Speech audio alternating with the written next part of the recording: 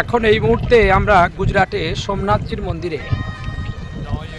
আমি কীর্তনিয়া প্রহ্লাদ দাস অধিকারী, আপনারা দেখতে পাচ্ছেন লাইভে। গতকাল গান ছিল মুম্বাই, আজকে আছে गुजरात सोमनाथ मंदिर में। 7 बजे से प्रोग्राम शुरू होगा। আগামীকাল আমরা যাত্রা করব আবার গুজরাটে দ্বারকাতে। ভগবান কৃষ্ণ সত্যভামা রুক্মিণীর সঙ্গে যেখানে লীলাক্ষেত্র করেছিলেন, যেখানে শ্রীমতী রাধারানী গিয়েছিলেন ভগবান কৃষ্ণকে দর্শন করার জন্য, সেই দ্বারকা আমরা যাব। কাছে আপনারা দেখতে পাচ্ছেন আরব সাগর, এই আরব সাগর আছে, টোটালটাই আরব সাগর।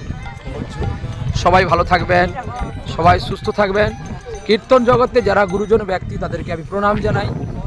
আমার চেয়ে সমবয়সী যারা, তাদের আলিঙ্গন করি।